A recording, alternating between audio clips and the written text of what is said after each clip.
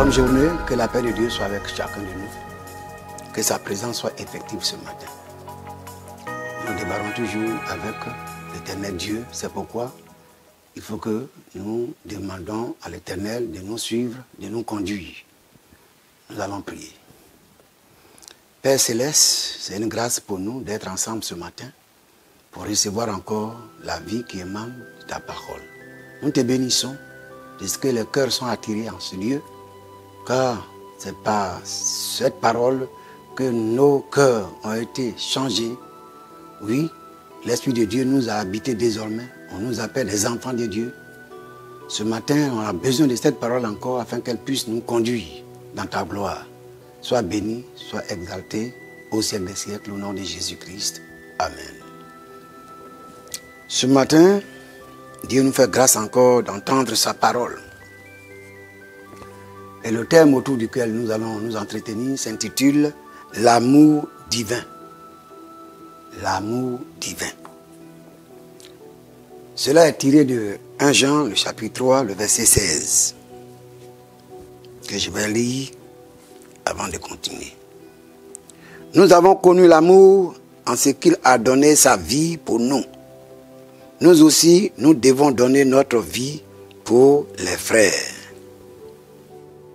Frères et sœurs, notre monde d'aujourd'hui ressemble à une jungle où la pitié et l'amour n'ont plus droit de citer. Au regard de cet état d'animosité que vit l'espèce humaine, les chrétiens doivent vivre le véritable amour de Dieu afin de recevoir et de vivre la vraie vie. L'amour divin se manifeste sans poser des conditions préalables. L'amour ne se vante point, l'amour ne semble point d'orgueil, l'amour ne fait rien de malhonnête, l'amour ne cherche point son intérêt, il ne s'irrite point, ne soupçonne point de mal, ne se réjouit point de l'injustice. L'amour divin, Dieu recommande à chacun de nous qu'il n'y a pas de conditions préalables à poser pour ça. Notre Père a amour. Si nous sommes devenus chrétiens, c'est pour avoir son caractère. C'est pour agir comme il le veut. Parce que Dieu ne fait rien au hasard. Ce qu'il fait, si c'est bien suivi, il y a toujours bénédiction dedans. Si tu fais le contraire, c'est la malédiction. Nul ne peut sonder la profondeur de l'amour divin qui est l'amour agapé. Quand on parle de l'amour agapé, c'est un amour désintéressé, sans désir de possession d'un autre amour. C'est cet amour-là qui vient de Dieu, amour agapé. Cet amour qui nous embrasse ne connaît aucune frontière. La diversité culturelle n'est pour lui qu'un magnifique cadre d'expression. Aimer selon Dieu devient un commandement pour notre survie. Quand nous prenons Jean le chapitre 13, verset 14 à 35, nous voyons ça rapidement. Car celui qui n'aime pas demeure dans la mort. C'est ce que la Bible nous signifie.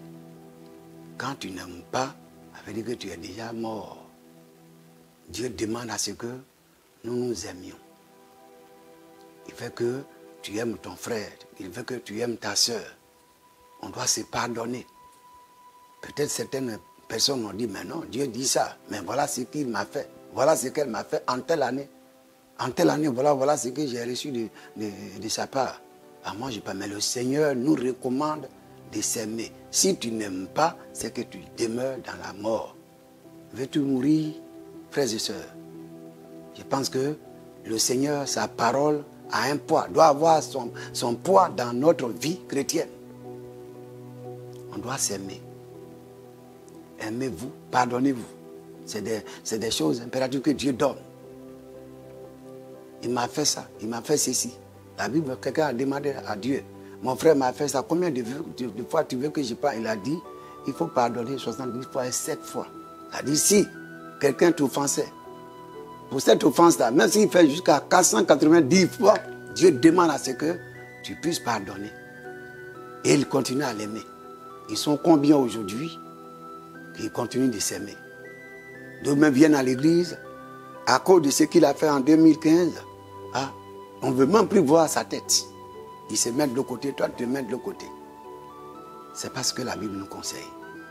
Elle nous conseille ce matin que si c'est un amour qui vient de Dieu, et si c'est Dieu que nous suivons comme exemple, qui est le modèle, qui doit être notre modèle, que nous devons appliquer à sa parole dans la totalité, pas en moitié. Non, il ne doit pas avoir de division au milieu de nous. C'est vrai, ça existe, mais Dieu demande à chacun de nous d'aimer son frère, d'aimer sa sœur, selon que Dieu le veut. Surtout, un amour agapé, c'est très important. Il n'a pas d'intérêt, on ne réclame rien d'autre. Simplement, Dieu, nous sommes unis, on doit s'aimer de telle sorte que si un jour l'heure arrivait, que nous soyons tous dans la même félicité avec le Seigneur. C'est ce que Dieu voit. Et c'est ce qui doit être le caractère de chacun de nous. C'est ce que chacun doit apprendre. C'est ce que nous devons vivre. Ça s'apprend, ça se cultive. Il faut que vous compreniez ça, frères et sœurs. Vous qui m'écoutez ce matin, cultivez ça. Si tu avais perdu à cause du comportement de certaines personnes, il faut te ressaisir. Et commence à aimer selon que Dieu le désire. C'est toi qui gagnerais. Ça serait vraiment bénéfique pour toi. Ça serait bénéfique pour moi si je le fais. Plusieurs parmi nous ne se parlent pas avec d'autres.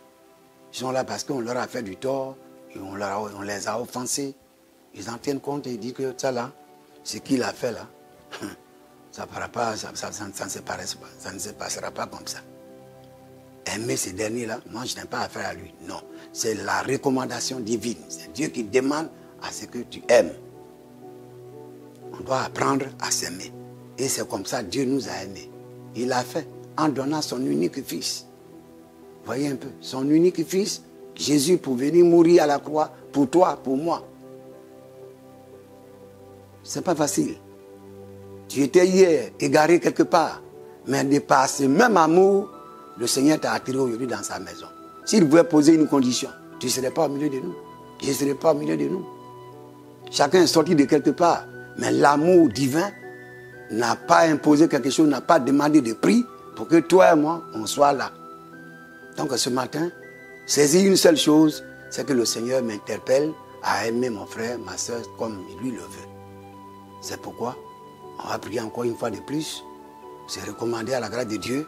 Si tu as perdu cet amour, il faut revenir en toi-même parce que c'est ce que veut ton Père cette année, qui est dénommée année d'exécution. Il veut faire beaucoup de choses avec nous. Si nous nous allions selon aussi ses projets, on verra sa gloire.